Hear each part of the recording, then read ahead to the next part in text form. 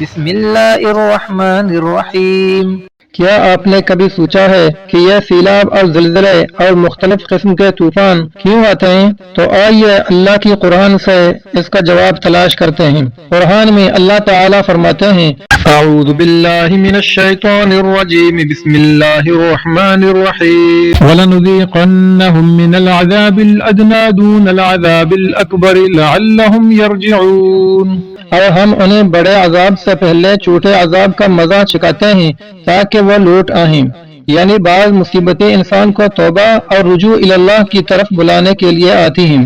ایک اور جگہ قرآن میں اللہ تعالیٰ ارشاد فرماتے ہیں، ظہر الفساد فی البر والبحر بما کسبت ایدی الناس لیذیقہم بعض الذی عملوا لعلہم یرجعون۔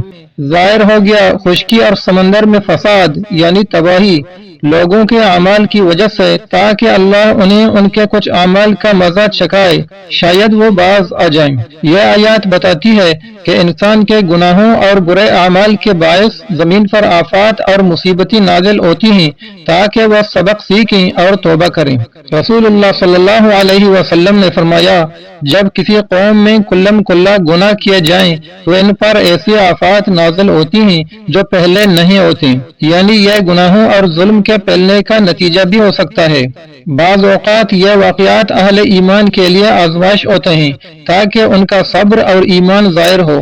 قرآن میں اللہ تعالیٰ ایک جگہ ارشاد فرماتے ہیں، وَلَنَبْلُوَنَّكُمْ بِشَيْءٍ مِّنَ الْخَوْفِ وَالْجُوعِ وَنَقْصٍ مِّنَ الْأَمْوَالِ وَالْأَنفُسِ وَالثَّمَرَاتِ، اور ہم تمہیں خوف، بھوک، مال و جان اور پھلوں کی کمی سے آزمائیں گے۔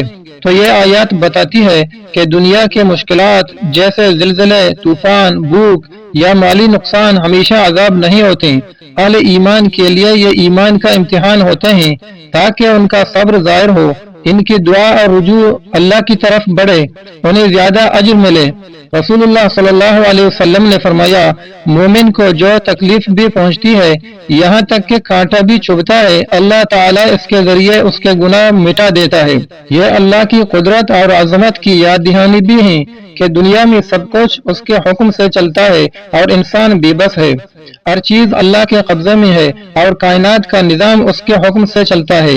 حدیث میں رسول اللہ صلی اللہ علیہ وسلم نے فرمایا، زمین اللہ کے حکم سے ہلتی ہے، جب اللہ اسے روکنے کا حکم دیتا ہے تو وہ رک جاتی ہے۔ اب یہاں سے بعض لوگ کہتے ہیں کہ سائنس تو کہتی ہے کہ زلزلے زمین کے اندر موجود پلیٹس کے ٹکراؤ سے آتے ہیں اور سیلاب زیادہ بارش یا دریاؤں کی طغیانی سے آتا ہے، لیکن خوب جاننا چاہیے کہ یہ سب صرف قدرتی عوامل نہیں بلکہ ان کا لانے والا بھی اللہ پاک کی ذات ہے۔ یہ سب اللہ کے حکم سے ہوتا ہے۔ جب گناہ بڑھ جاتے ہیں تو اللہ زمین کو حکم دیتا ہے کہ ہل جاؤ یا پانی کو حکم دیتا ہے کہ بہہ جاؤ۔ یہ واقعات ہمیں یاد دلاتے ہیں کہ اصل طاقت اللہ کے ہاتھ میں ہے۔ تو میرے بھائیوں اور بہنوں، یہ زلزلے، سیلاب، بیماریاں اور آفات صرف سائنس کے حساب سے نہیں آتے بلکہ یہ سب اللہ کے حکم سے ہوتے ہیں۔ یہ ہمیں جگانے کے لیے آتے ہیں تاکہ ہم گناہوں سے توبہ کریں، ظلم چھوڑ دیں اور اللہ کی طرف رجوع کریں۔ آئیے آج ہی عزم کریں کہ ہم نماز قائم کریں گے، گناہوں سے بچیں گے اور ایک دوسرے پر ظلم نہیں کریں گے۔ اللہ ہمیں اپنی رحمت اور حفاظت میں رکھے، آمین۔